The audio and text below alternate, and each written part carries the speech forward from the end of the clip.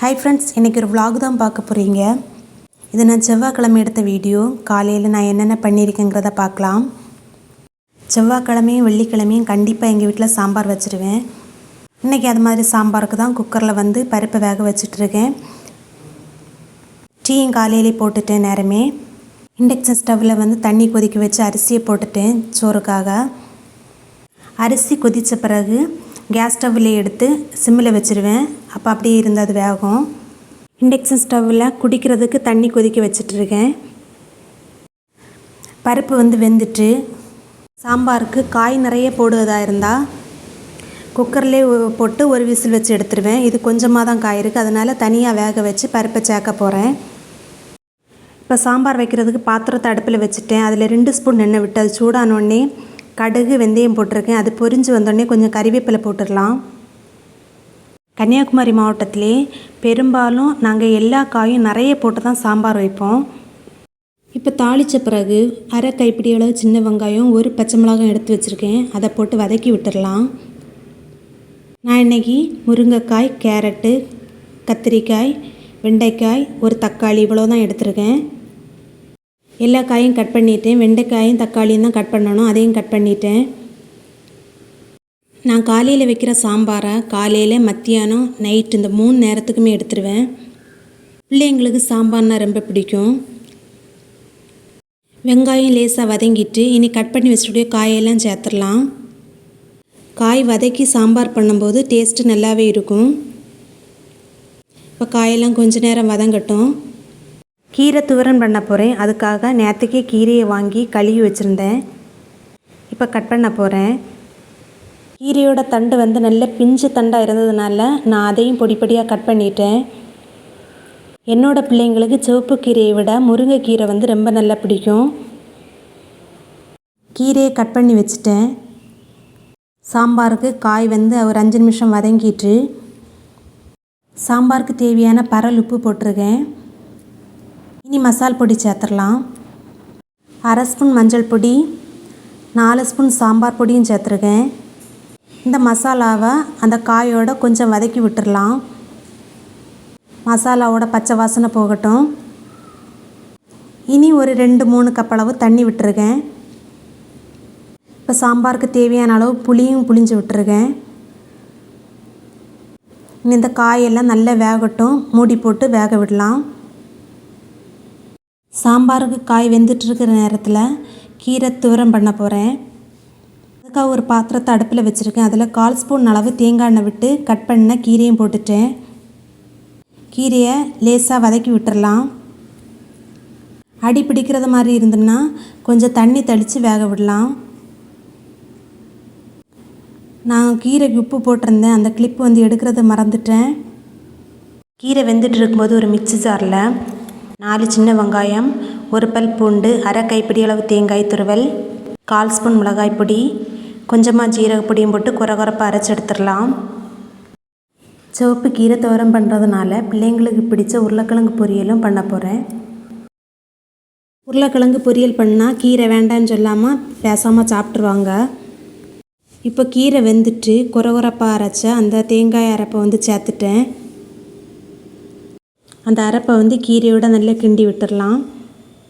கீரை துவரம் ரெடி ஆகிட்டு சோறை வடித்து வச்சுட்டேன்.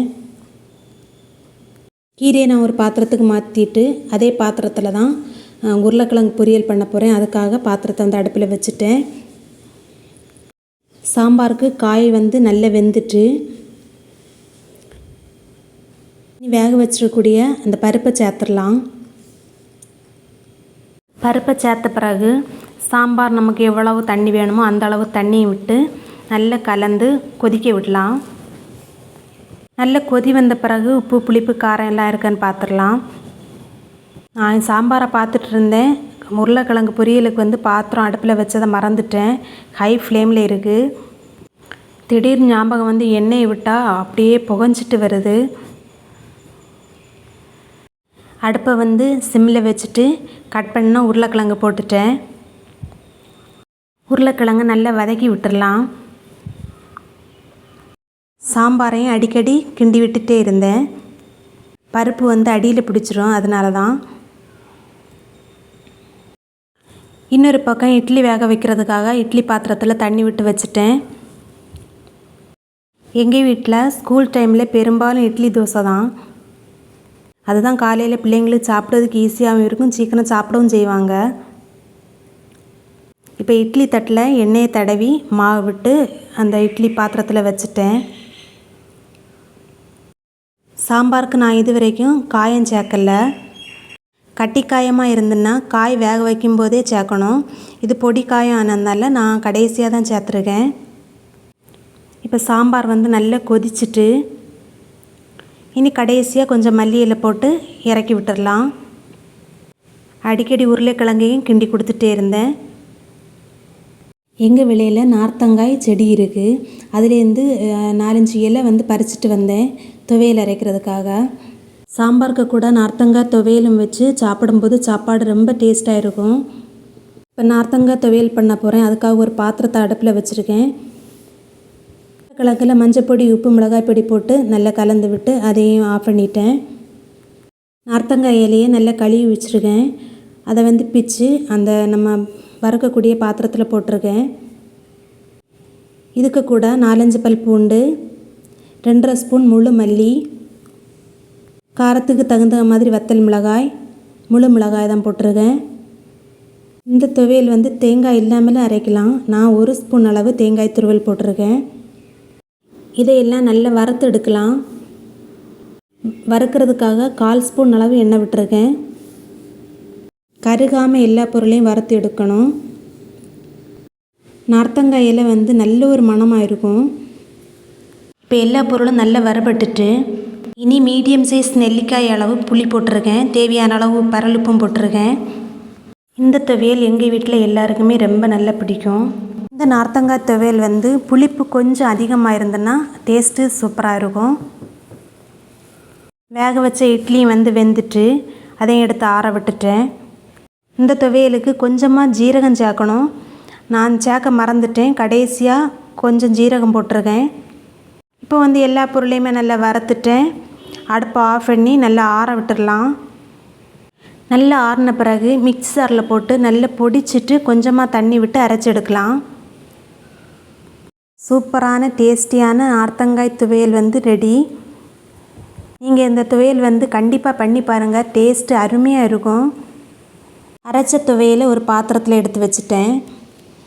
இப்போ சமையல் வேலை எல்லாமே முடிஞ்சிட்டு இனி பிள்ளைங்களுக்கு டிஃபன் பாக்ஸில் எல்லாம் எடுத்து வைக்கணும். இப்போ என்னென்ன பண்ணியிருக்கேங்கிறத பார்க்கலாம்.